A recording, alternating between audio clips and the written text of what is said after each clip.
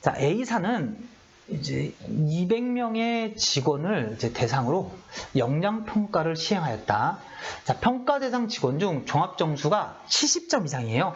70점 이상이면 우수, 70점 미만이면 미흡으로 분류하여 미흡인 직원들을 대상으로 역량 교육을 실시한다. 자, 평가 등급이 우수인 직원이 현재 몇 %냐면 자, 우수가 60%입니다. 자, 우수가 60%예요. 그럼 나머지는 미흡이라고 했으니까 자, 미흡은 40%가 되는 거겠죠? 자, 그럼 우수인 직원들의 평균 점수가 80점. 자, 우수인 직원들의 평균 점수가 80점. 그다음에 미흡인 직원들의 점수가 50점일 때 평가 대상자 전체 평균 점수는 얼마인가? 자, 물론 여러분들이 앞에서부터 자, 교재하고 제 수업을 열심히 들었던 분들이라면 보자마자 이거 가중평균이네 라고 이제 딱 60, 40, 3대2네. 크로스하면 2대3이니까 자, 점수 차이가 30점이네. 그러면 2대3이니까 계산하면 얼마겠네. 딱 나올 거예요. 자, 근데 여러분들 중에서 아직 이제 숙달이 안 되신 분도 있고, 그 다음에 이 문제에서는 여러분들이 평균하고 총원의 관계를 좀 알아두시는 것이 좋으니까 자, 두 가지 방법으로 풀어드리겠습니다. 자, 첫 번째 1번 풀이는 자, 이렇게 생각해 봅시다. 지금 문제에서 전체가 200명이에요. 자, 200명이니까 자, 여러분들 200명 중에서 우수 직원이 60%예요. 그러니까 몇 명이냐면 자, 120명이 우수 직원입니다. 자, 120이 우수 직원이니까 당연히 미흡인 직원은 80명이 되겠죠. 이렇게 해서 우선 인원을 구했습니다. 자, 인원을 구한 다음에 자, 이렇게 생각해 봅시다. 지금 평가 등급이 우수인 직원의 점수가 몇 점이냐면 80점이에요. 그러면 여러분들이 사실 저기 120명이 모두 다 80점은 아니겠죠? 저기 점수가 70점 이상이니까 70점부터 100점 사이에서 왔다 갔다 할 거예요. 하지만 우리는 그냥 어차피 총점을 구할 땐 120명 모두가 80점이라고 생각을 할 수가 있어요. 그럼 이게 이제 바로 뭐가 되냐면 우수인 직원들의 총점이에요. 우수 직원들의 총점이 되고 그 다음에 플러스 자, 80명. 자, 여기 80명은 미흡이잖아요. 미흡인 직원들의 평균 점수가 50점이니까 이렇게. 그럼 요거는 미흡인 직원들의 총점입니다. 그럼 보세요. 우수인 직원의 총점과 미흡인 직원들의 총점을 더하면 전체 총점이 되겠죠. 그러면 요거를 전체 인원인 200명으로 나눠주시게 되면 평균이 나오게 됩니다. 자, 이거 계산하시면 평균이 나오고 이걸 계산해 보시면 자, 68점이 나옵니다. 자, 여러분들이 이제 제가 항상 수업할 때 이런 계산 안 해주시는 거 아시죠? 자, 이유가 이거 여러분들이 하셔야 되는 거고 그 다음에 또 이런 계산을 하기 싫으면 뭘 연습한다? 비례식을 쓰자는 거예요. 그러니까 이런 계산이 빠르신 분들은 그냥 이렇게 하셔도 되고 자, 이런 계산이 느리신 분일수록 자꾸 비례식을 이용하셔서 푸시면 좀 더 쉽게 답이 나올 수가 있어요. 자, 그럼 한번 이제 비례식을 이용해서 구해봅시다. 자, 비례식 이제 우리는 계속 학습하는 단계이기 때문에 제가 당분간은 계속 이렇게 수직선을 그려드리긴 하겠습니다. 자, 요거는 지금 보시면 자, 우수인 직원들은 평균이 80점이에요. 그 다음에 미흡인 직원들은 평균이 몇 점이냐면 50입니다. 근데 여기가 지금 60%고 자, 여기가 몇 프로예요? 40%입니다. 외우시라고 했습니다. 제가 계속 강조드리는 거죠. 자, 이렇게 양의 비. 자, 사람 수의 비잖아요. 자, 양의 비를 크로스하게 되면 평균까지의 점수 차의 비가 된다고 했죠. 6대 4니까 그냥 그대로 옮겨도 됩니다. 합이 10인 애들은 약분 안 해줘도 예쁠 수가 있으니까 이렇게. 자, 4대 6인데 뒤집으면 6대 4가 되겠죠. 근데 문제에서 지금 여기 몇 점 차이에요? 30점 차이잖아요. 30점 차이니까 여기는 30에서 60%니까 18점이 되겠죠. 자, 18점을 더하게 되면 얼마가 된다? 68점이 된다는 걸 알 수 있죠. 그래서 정답이 3번이 됩니다. 근데 제가 아까 말씀드렸듯이 여러분들 시험장에선 읽으시면서 B가 6대 4야? 자, 그러면 이제 뒤집으면 4대 6이 되겠구나. 4대 6인데 여기서 중요한 건 이런 걸 좀 외워두시면 좋아요. 미흡인 사람이 점수가 밑에 있기 때문에 우리 위에서 빼오는 것보다 밑에서 올라가는 게 쉬우니까 자, 뒤집으면 6대 4를 뒤집으면 4대 6. 지금 미흡이 6이 된 거예요. 자, 미흡이 이제 점수의 비는 6을 가져오는데 얘네들의 점수 차가 80점하고 30점, 80하고 50이니까 30점이 되겠죠. 그럼 30점의 60%는 18점이니까 자, 아래에 있는 미흡 점수에다가 18을 더해서 68점이 된다라고 자, 이렇게 수직선을 그리지 않고 암산 또는 간단한 숫자를 써서 할 수 있는 겁니다. 자, 다시 한번 양의 비가 6대 4면 점수차의 거래비가 4대 6인데 점수가 밑에 있는 미읍을 기준으로 50점에서 80점은 30점 차이야. 그럼 거기에 60%는 18점이니까 50 더하기 18은 68이 된다라고 하시면 좀 더 수월하게 풀 수 있겠죠. 국내 기업인 A사에 재직 중인 김 과장은 런던과 두바이에 있는 해외 법인으로 개정된 사규를 이제 보내는 거네요. 시간을 잘 보셔야 돼요. 자, 여기 3일 오후 10시니까 자, 일단 이제 국내 기업이니까 김 과장 입장에서는 이제 국내 시간이겠죠? 3일 오후 10시에 메일로 전송하는데 각 법인에서는 자, 이런 부분 놓치시면 안 돼요. 근무 시간, 그러니까 근무 시간이 나와 있잖아요. 그러니까 근무 시간 이외에는 시간을 세면 안 된다는 뜻이에요. 근무 시간에 메일을 확인하고 자, 몇 시간을 쓸 거냐면 7시간을 쓰는 겁니다. 자, 그리고 이제 각 법인 지역 문화 및 특성에 맞게 사규를 제정한 후 1시간 동안 최종 협의를 거쳐 다시 국내로 메일을 보낸다고 하는 겁니다. 자, 그러니까 총 거기서 써야 될 시간이 7시간하고 1시간이니까 즉 8시간을 써야 돼요. 8시간. 그럼 각 법인에서 보낸 메일이 국내에 도착하는 시간은 각각 언제인가? 단 해당 내용은 근무 시간에만 작성하며 메일 전송 시간은 별도로 산정하지 않는다. 자, 제가 이제 아까 언급 한번 드렸던 거죠. 그러니까 근무 시간만 세야 돼요. 자, 그러면 이제 여러분들이 이런 문제 푸실 땐 두 가지예요. 자, 두 가지라는 게 뭐냐면 시간을 통일하는 게 중요하죠. 그래서 먼저 이제 대부분의 문제가 이렇게 국내 시간을 줍니다. 국내 시각을 주면 여러분들이 이 시간을 이제 어디로? 현지로 시간으로 바꿔줘야 돼요. 국내 시각을 현지 시간으로 이제 바꿔주는 겁니다. 또 하나는 거꾸로죠. 자, 거꾸로 뭐냐면 자료에 나와 있는 걸 국내 기준으로 다 통일을 시켜주는 거예요. 그러니까 이거는 국내 기준이었다가 현지로 갔다가 최종 답은 또 대부분 국내로 바꿔야 됩니다. 그래서 여러분들이 순차적으로 풀 것인지 아니면 한 번에 다 국내로 바꿔놓고 풀지를 선택하는 건데 한번 해봅시다. 자, 먼저 두 개의 지역 중에서 런던 법인, 자, 런던 법인을 가지고 한번 해볼게요. 천천히 한번 써봅시다. 자, 처음에 뭐라고 그랬습니까? 자, 3일 오후 10시라고 그랬죠. 근데 이런 것들은 여러분들이 오후 10시라는 표현보다는 일단 24시 체계를 쓰는 게 편해요. 그래서 저기다 11을 더해가지고 3일 22시. 자, 요 위에다 씁시다. 좀 기니까. 자, 3일 22시에 뭘 보냈냐면 메일을 보낸 거죠. 근데 런던이잖아요. 자, 런던이니까 요걸 이제 바꿔야죠. 자, 시간이 9시간, 즉 서울이 9시간이 플러스라는 얘기니까 런던으로 가려면 시간을 빼주셔야 됩니다. 혼동하시면 안 돼요. 서울이 현재 플러스 9이기 때문에 런던으로 가고 싶다 그러면 런던은 서울 기준으로 마이너스 9잖아요. 마이너스 9. 그래서 마이너스 9를 해주는 겁니다. 그러면 같은 날 3일 얼마가 되죠? 여기서 9를 빼면 13시가 되겠죠. 그러니까 오후 1시죠. 3일 13시가 되는 거예요. 근데 13시가 되니까 자, 무슨 문제가 있냐면 바로 끝나요. 오전 근무가 13시에 끝났고 런던의 점심시간 후에 시작하는 시간이 14시 30분, 즉 오후 2시 반이라는 얘기죠. 그럼 기다려야 돼요. 자, 메일은 도착했지만 기다려야 됩니다. 자, 그리고 나서 우리 아까 머릿속에서 몇 시간이 필요하다고 그랬죠? 7 더하기 2를 해서 자, 8시간이 필요하다고 했으니까 자, 이렇게 되겠죠. 자, 시작합니다. 이제 카운트를 해야 되니까 먼저 3일 14시 30분에서 18시 30분까지 몇 시간? 4시간을 썼어요. 4시간.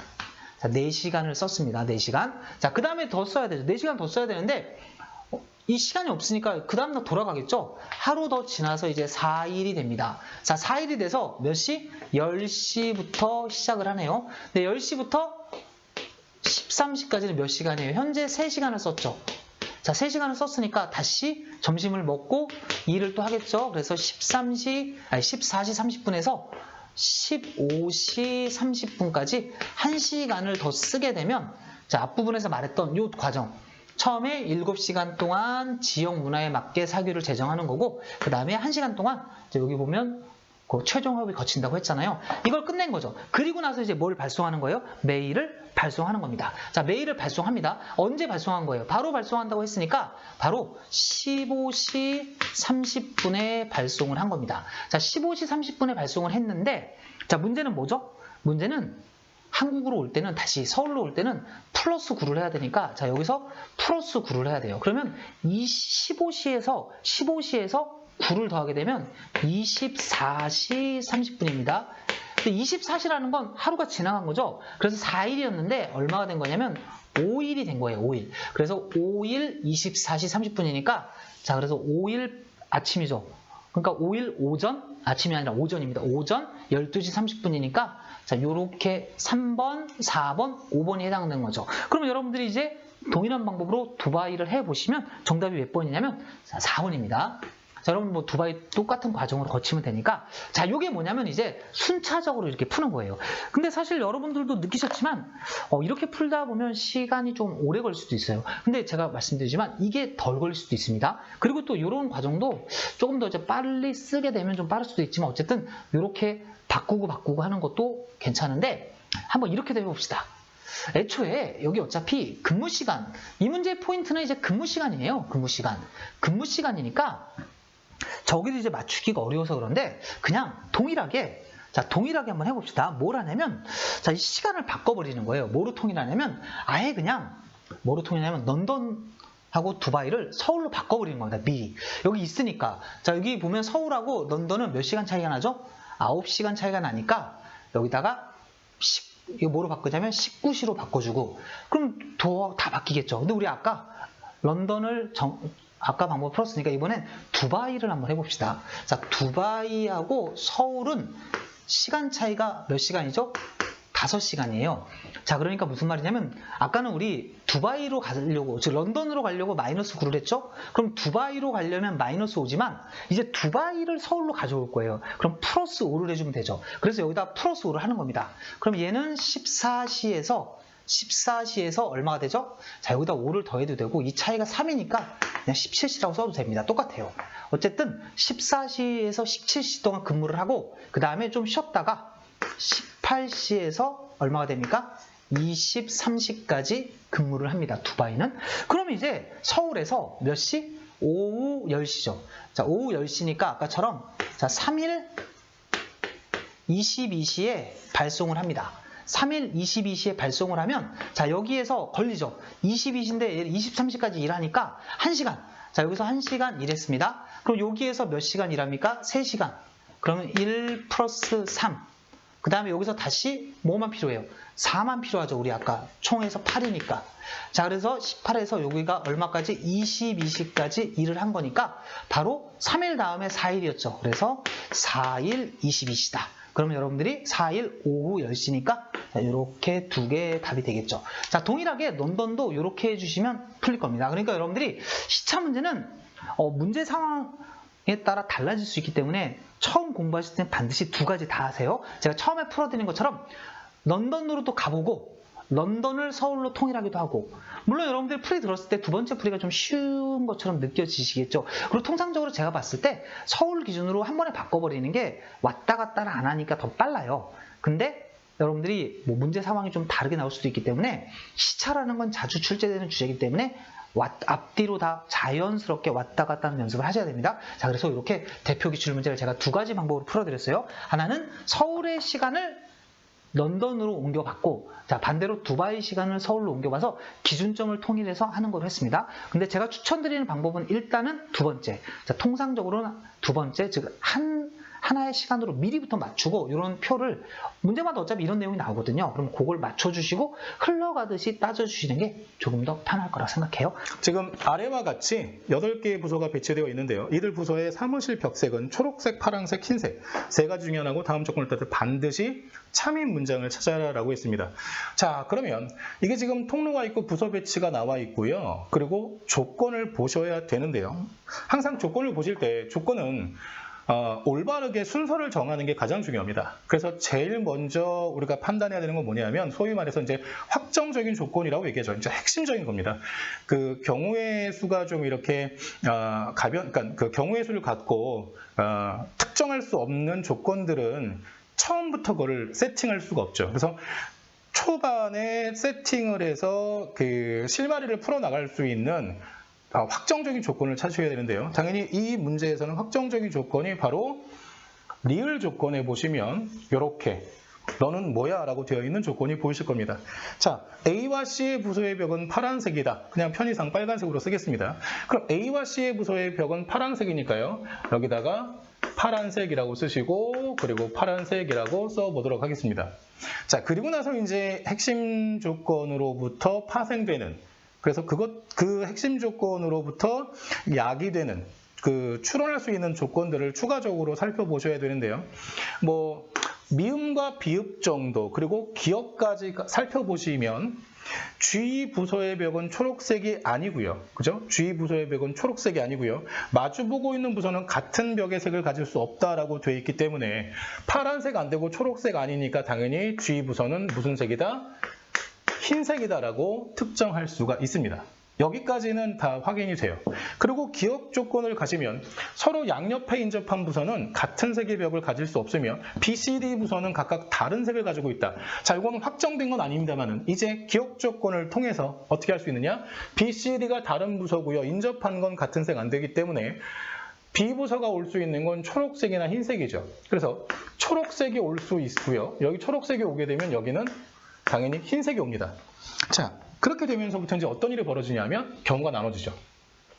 여기 밑에서 써볼게요. 자, 파란색, 그 다음에 이거 좀 겹쳐져서 좀 잘 보시기 그렇겠네요. 자, 여기다가 그대로 와서 보도록 하겠습니다. 지금 두 가지 경우가 나눠지죠. 파란색, 초록색. 초록색이 아니죠. 여기가 흰색이 올 수 있는 거죠. 흰색, 그 다음에 파란색, 그 다음에 초록색. 이렇게 올 수 있고요. 그 다음에 여기가 흰색. 이렇게. 요 칸만 이렇게 보도록 하겠습니다. 이렇게 보시고 이렇게. 그죠? 통로를 제외하고.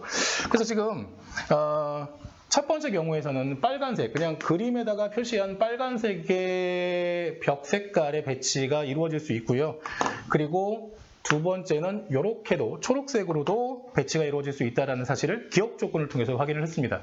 자, 나머지 조건 살펴보도록 하겠습니다. 자, 니은 조건 보시면 최소 3개의 벽이 초록색이다라고 했죠. 최소 3개의 벽이 초록색이다.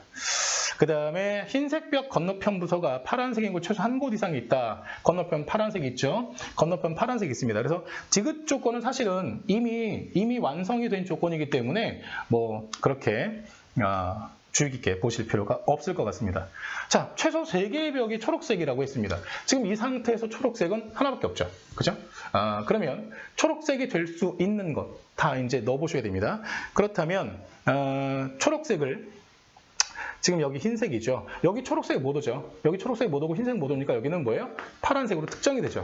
그렇다면 최소 니은 조건에 따라서 당연히 초록색이 와야 되고 초록색이 올 수밖에 없습니다. 그래서 첫 번째 경우는 이렇게 확정이 되고요. 두 번째 경우에서 어떻게 되는지 살펴보도록 하죠.